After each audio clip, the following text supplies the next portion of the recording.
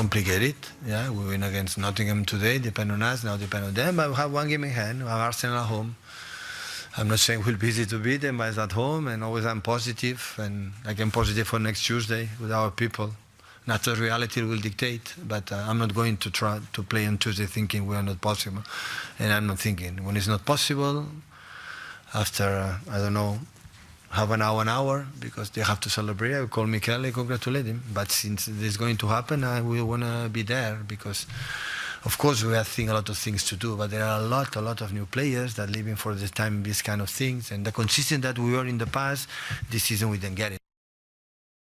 Well, after 4 consecutive years of finishing first in the Premier League, Manchester City, they finished third last season and now currently sit second this season. And it's not looking good for their Premier League title race after tying West Ham on Saturday. As we mentioned, 9 points, and we'll continue saying that, 9 points behind Arsenal. Now, lots of people are wondering why this City team under Pep is different in the last 2 seasons. And Witty, you said that they don't have the cunning edge like they used to. Yeah, I think if you look at just in the overall production from the players, obviously it wasn't quite as focused. Aguero put in tons of goals. Erling Haaland is obviously the main goal machine in this team. If you look at in this season, he's got 22 in the Premier League, but it really is those next players underneath the striker. Erling Haaland would provide numbers, but then so would Leroy Sané, so would Raheem Sterling, so would Riyad Mahrez, so would Kevin De Bruyne.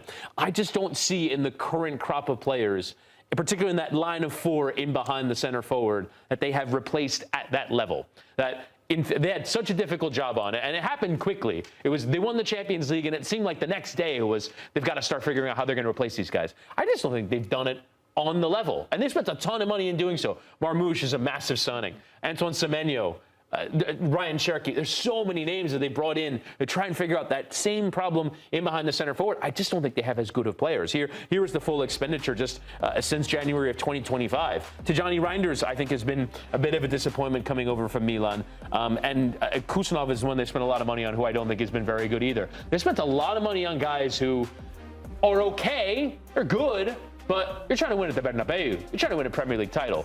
And I just don't think that those guys are at the same level as the players that preceded them. Well, I think that's a bit harsh, Chris, because recently we were saying what fantastic buys Semenyo and Gay were in the January transfer window. They definitely needed a centre-half at that point. Cherky's a great buy, but he just isn't getting a game at the moment, which I find quite mysterious. I find it criminal that Kusanov cost the same as Ryan Cherky. That's all I got. That's all my eyes just keep looking to. It's.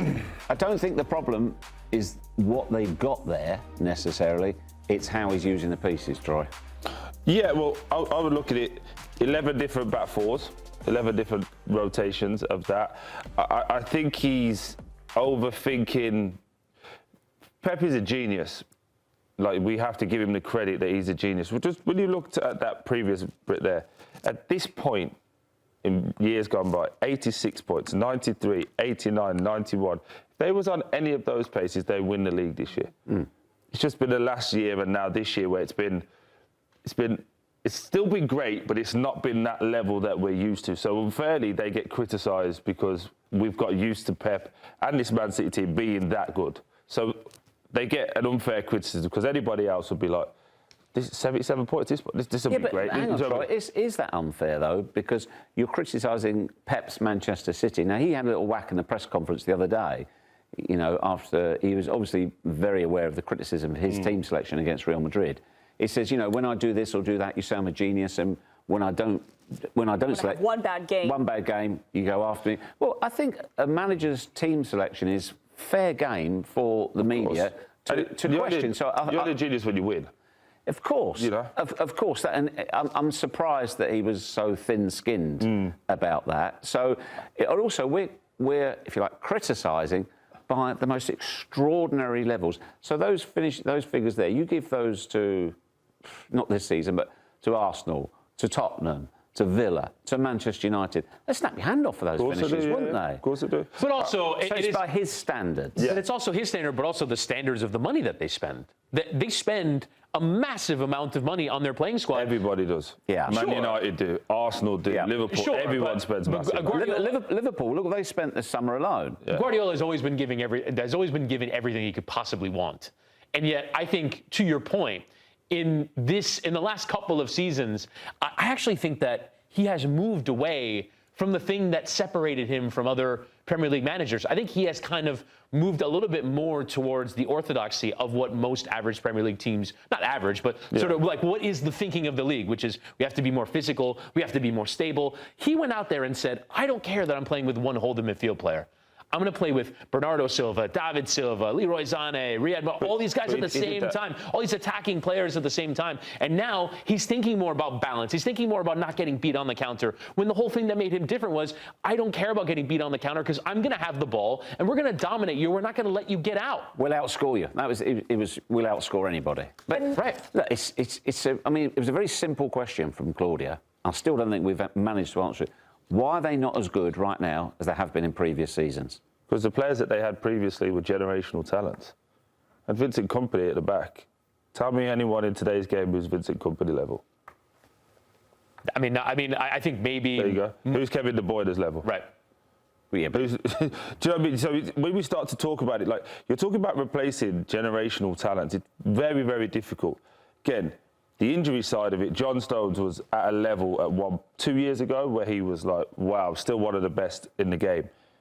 He's probably played 20, maybe 30 games in 2 seasons. It's bit part. Always injured now. Massive wages. Even though he spends money, who are you going to give that player to? Who's going to buy him and give you the money and the resources to do it? Diaz, injured a lot. We could go through it. Never really fixed a left-back position until now with Aït-Nouri. And then, weirdly, against Real Madrid, went away from it.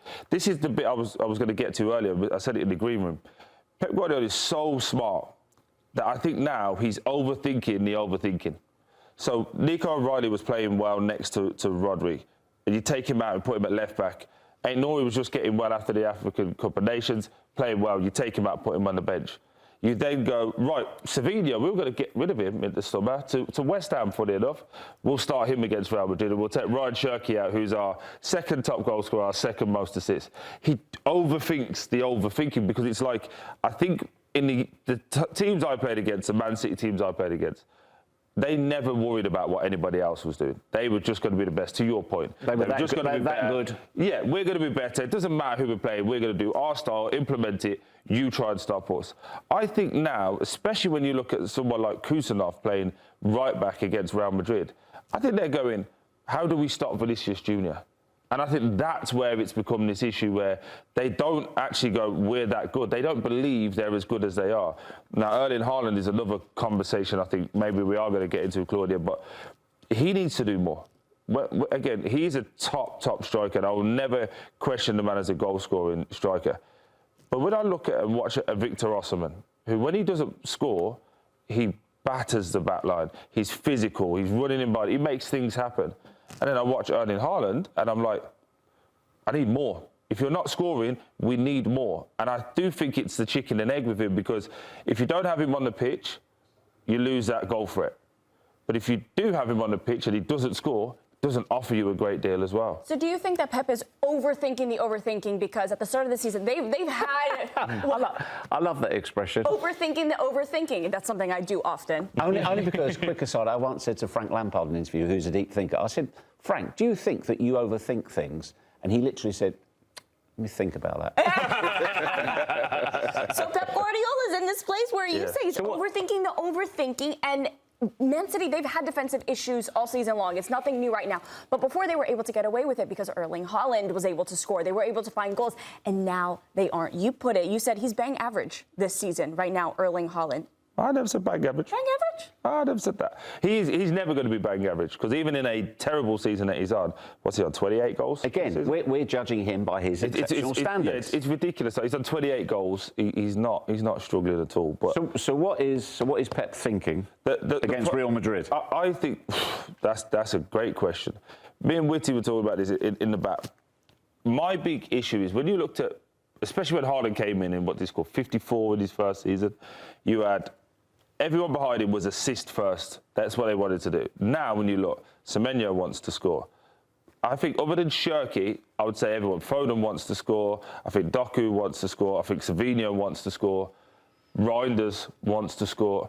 I think other than Ryan Shirky. Everybody else is score-first mentality. That's not a slight on them. It's just what they were at their previous club.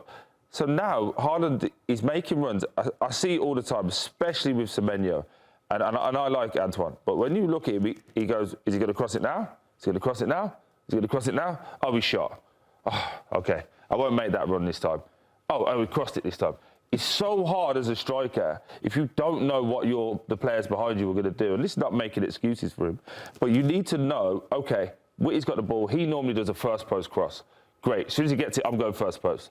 Because that's our advantage on the defender. If I don't know what you're going to do, and you don't know what you're going to do, now I'm stood here, the defender grabs me, it's finished. And I think when you look at that game, if you would take it back to Man City bigger picture, West Ham had one shot in the whole game, they score. Man City had, if you were breaking it down as a coach, you go, right, we dominated the ball, we created loads of chances, just didn't score. What more am I asking for? Where's the bit we need to be better at? It's that last bit. OK, in these positions, are we firing it across the 6-yard box, or are you coming back in to shoot? And can we have a clear identity of who we are in the final attacking third? And that's the only bit I think they're struggling on. This week could end up being a very bad week for City, not only with the draw against West Ham. Now they're going to play Real Madrid in Champions League, and they're down 3-0 coming into this. I mean, what do you make of all that?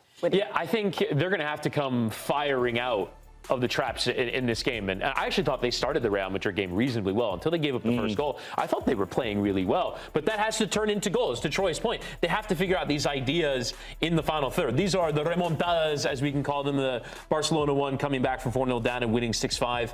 On aggregate, and then of course the Liverpool against Barcelona, Roma against Barcelona, and then obviously the Deportivo La Coruña won against Milan in 2003-04. But these are the big comebacks. It's possible. I actually think over the last few years they've looked more possible in the Champions League. These big comebacks. Part of that has to do with getting rid of away goals. But 3-0 down against Real Madrid, who are playing well. It's not just that they're getting results, because they've gotten a measure of results all season.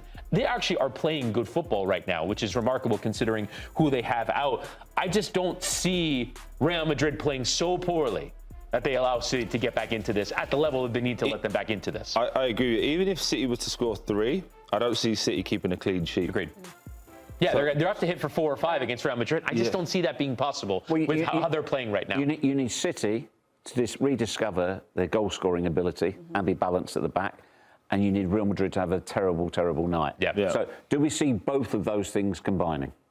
It could happen, but it's a very slim chance, isn't it? I just think when you look at, even when that potential lineup there, he's going to have to go more attacking. So probably Núñez at right back, Aït-Nouri at left back, exposes the wide areas. Mbappe's back in training, Jude Bellingham's back in training. So while trying to be aggressive and try to get the goals, you now open yourself up to the back to 1v1s with Mbappe and Vinicius Jr., which is their strength. So, yeah, I can't see this being a Man City comeback, because I just think that Real Madrid will score at least 1. But they're not infallible, Real Madrid. No, absolutely. Look at their season. They've dropped some absolute clangers this season. Manchester City get an early goal, then it starts to make it interesting. Yeah. They get a second, then we'll find out. But to Witty's point, though, in the first leg, Man City started well. Yeah. They started well. Again, West Ham, they start well. It's just having that moment. And again, I can only talk to the teams I played against, those Man City teams that beat us probably on average 6-0 every time. But whenever they got a chance, they scored. And then you were like, oh, we're not going to get that. And that feeling now, I think, has shifted to Arsenal. And would you bet against it, for some reason, it clicking for Erling Haaland against Real Madrid and getting a couple? There's one player that I think makes that less possible. It's Thibaut Courtois. Thibaut Courtois, in games like this, he produces a moment, and that's what happened in the first leg. Was there was some great chance. Courtois just is a back-breaking kind of goalkeeper where he just reminds you it's not happening today. Yeah, well, Manchester City trying to turn around that 3-0 deficit against Real Madrid when they face off for leg 2. That's happening tomorrow. Kickoff is set for 4 p.m. Eastern with coverage beginning at 1 p.m. And you can catch all the action on Paramount+.